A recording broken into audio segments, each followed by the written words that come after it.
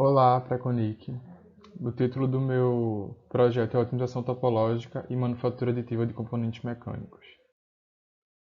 Está aqui. Meu coordenador é José Ângelo, do Costa Peixoto. Ele é professor do Campus Recife, Departamento de Engenharia Mecânica. Meu nome é Matheus José. Eu sou bolsista de nível superior do PIBEX. E a minha área temática é a tecnologia e a produção. É importante fazer essa linha do tempo, marcando os momentos industriais, porque assim a gente entende a tecnologia que esses momentos estavam vivendo. Então, rapidamente aqui a gente vê que a primeira revolução industrial, ela foi caracterizada pelo surgimento do tear, lá na Inglaterra, por volta de 1700. E a força das máquinas operatrizes, basicamente, eram todas a partir do carvão e da energia a vapor, né? Combustão. A segunda revolução industrial, ela é caracterizada pelas linhas de produção, as escalas de produção, que foi justamente daí que surgiu o Taylorismo, o Fordismo e o Toyotismo, né? Que são os modelos de indústria, mais ou menos 100 anos depois. Já a terceira revolução industrial, ela é marcada pelo surgimento da automação, da robótica, da computação, da internet e da eletrônica. E a quarta revolução industrial, ela é caracterizada pelos cybersistemas, a internet das coisas, as redes e a inteligência artificial. É importante salientar que o Brasil ainda vive a terceira revolução industrial. Mesmo que exista internet, sistemas eletrônicos, porém a dificuldade aqui é implementar os sistemas integradamente, que é o que a gente vai ver mais na frente. Que isso é um marco característico da indústria 4.0. Bom, a indústria 4.0 ela tem como características principais os cybersistemas, os gigantescos bancos de dados, o Big Data, e essas coisas. Ela tem como componentes principais a manufatura aditiva, segurança, robótica, inteligência artificial, principalmente.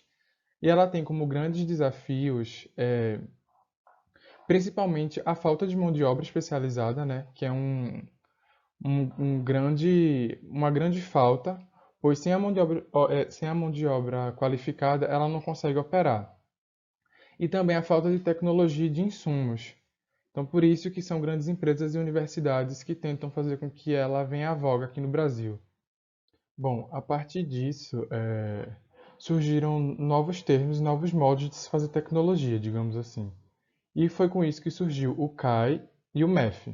O CAI significa, é uma sigla em inglês, mas traduzindo para o português, ela significa Engenharia Assistida por Computador. E o MEF significa Método dos Elementos Finitos. O método dos elementos finitos ele é caracterizado pela simplificação da matemática de um problema da vida real.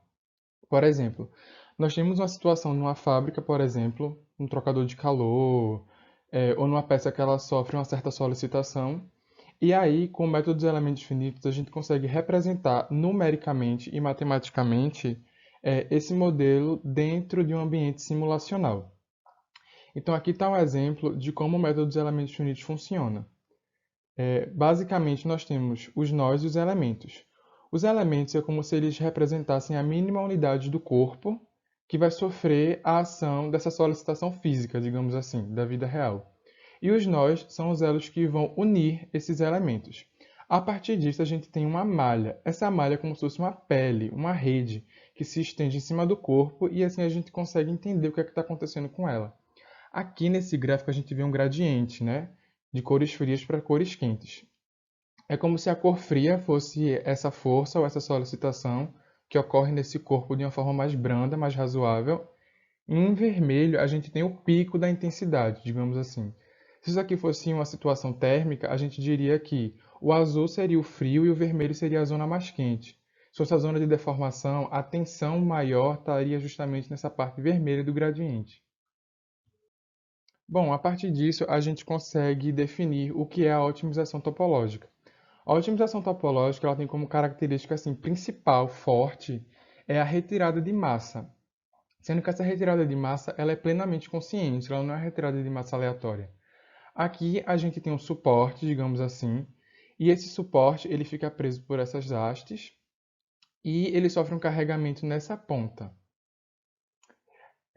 Dentro do escopo do software, a gente faz análise de elementos finitos e assim a gente vê quais elementos, quais são as partes do corpo desse componente, né, desse suporte, vai ser solicitada para realizar essa função, que é suportar uma carga aqui nessa ponta. Então, a partir disso, a gente faz o estudo de deformação, de tensão e ver se esse corpo resiste a essa solicitação dentro dessas condições. E aí, a partir disso, a gente faz a projeção dele sem a malha, sem os gradientes, e nós vemos se ele fica fabricável, digamos assim. Essa geometria aqui ela é treliçada, ele tem geometria treliçada, e sim, ele é possível de ser fabricado. Aqui nós temos outro tipo de suporte, sendo que no caso para uma superfície plana, esse daqui seria no caso para ficar engastado, esse aqui para uma superfície plana, e ele também foi otimizado topologicamente. E esse tipo de tecnologia ele tem alta relevância, porque ele propõe ao fabricante reduzir o gasto com matéria-prima e também se obtém um novo tipo de geometria, um novo tipo de design. E isso é relativamente interessante. Já a manufatura aditiva, ela tem como conceito a deposição de camadas de material uma sobre o outro. Existem várias formas de impressão 3D, né? Que a manufatura aditiva é, digamos assim, o nome científico da impressão 3D. A manufatura aditiva ela tem como característica a deposição de microfilamentos do material um sobre o outro. No geral, ela é feita ou de ABS, nesses modelos de protótipo. No geral, eles são feitos de ABS ou de PLA. E ela tem como característica a redução de custos com protótipos reais. Porque se fôssemos fabricar esses componentes, essas alavancas em metal, para testes ou simplesmente para verificar geometria, encaixe, forma, utilização, seria um gasto muito grande de dinheiro e de matéria-prima. Então, ela vem com essa característica de avanço dentro dos projetos, de dar seguimento aos projetos, porque se fosse mandar essa peça para uma usinagem, o tempo perdido e o gasto com materiais metálicos seria muito grande. Isso aqui foi um caso, um estudo que o projeto analisou de uma empresa na costa oeste da Califórnia, se eu não me engano. Isso daqui é um suporte que alimenta uma turbina que ela tem um acionamento por essa alavanca. E aí as peças dessa alavanca estavam todas quebrando e algumas delas precisavam ser substituídas. Então foi feito um modelo dentro do software. Esse modelo foi simulado, ele passou pela simulação, pelos testes da simulação, então foi fabricado por manufatura aditiva. A partir disso, a gente pode falar do Simufab. O Simufab ele foi um surgimento revolucionário dentro do departamento de mecânica, que contou com a participação de vários outros professores do instituto, e ele se muniu dessas tecnologias, da manufatura aditiva e do uso de software de simulação para poder imprimir as máscaras de acetato.